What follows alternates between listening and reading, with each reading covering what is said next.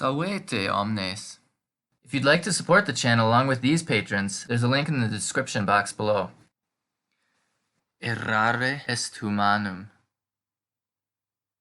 To err is human. We're going to go through a few common mistakes in Latin. First, there are two ways to say where in Latin. Ubi es et quo is. Where are you and where are you going? Ubi means where in the sense of in what place. And quo is more like where to. So how would we say where do you live? Ubi habitas.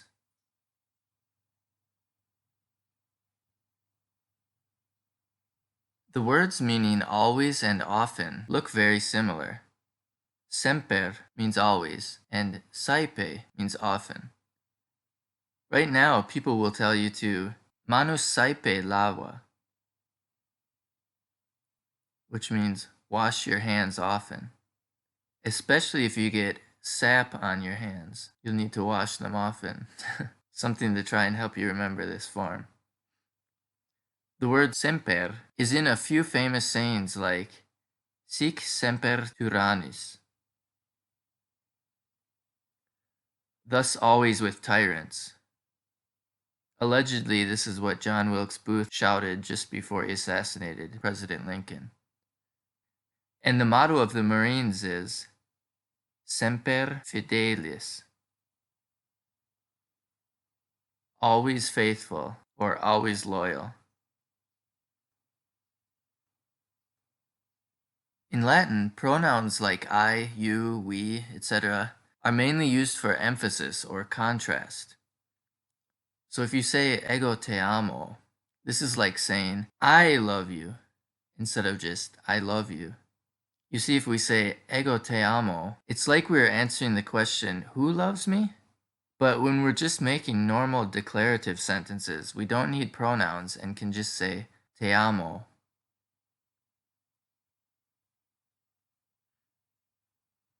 And if you only speak English, the way that you say you like something in Latin might take some getting used to. Look at this example. Mathematica mihi placet. It's like saying mathematics is pleasing to me, or mathematics pleases me. Remember, mihi is the dative form of ego, meaning to me or for me. And we have to be careful with plurals, because to say I like languages, we say linguae mihi placent. You see, the verb has to also become plural, because it's languages are pleasing to me. But if we want to say what we like to do, we can use the word libenter. For example, libenter lego. I like to read. Maybe thinking I read liberally might help you remember this word. By itself, it's also the way to say you're welcome. So it's kind of like saying gladly, libenter. And of course, as with every language, there are a ton of false friends. It in Latin means he, she, or it goes. This is the third person form of eo. It's the word id with a d that means it in Latin. The word is does not mean is, but means he in Latin. The Latin for is of course est. And hopefully you know that sum means I am and not some. Finally, one word to watch out for is invitus, which has absolutely nothing to do with the word invite. It actually means unwilling or reluctant. So what does this mean? Invitus feci.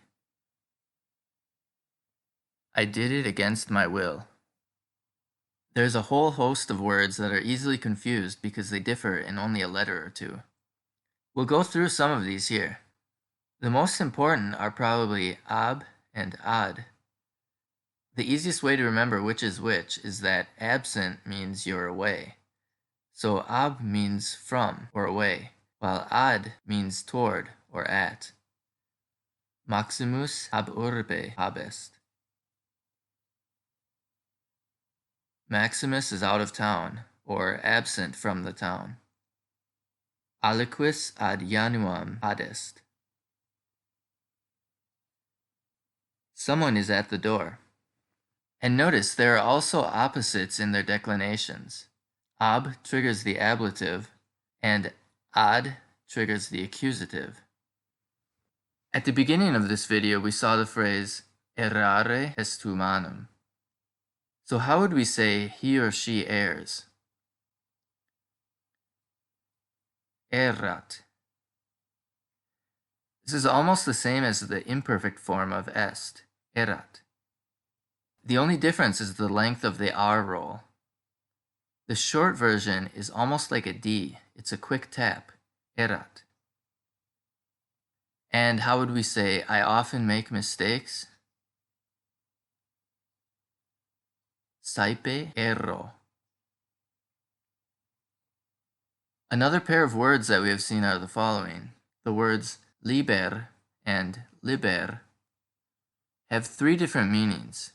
Liber only means book, but liber can mean either child or can mean free or independent. So it can be either a noun or an adjective. The reason it has both these meanings is because liber refers only to free children, as in those that were not children of slaves. And finally, two words that are also easy to confuse are audire and audere. But you can tell these apart because the first person form of the first one is audio.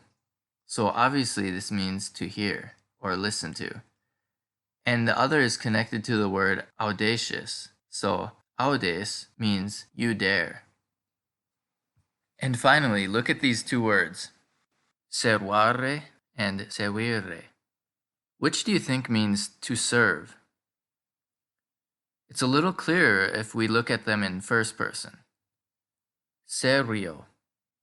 Sounds like serve you, serio. And servo looks like servo and means to save, store, watch over, etc. An example of a servo is power steering, which saves hydraulic energy so that it's easier to turn the wheel. Also, servare contains an A, just like the word save.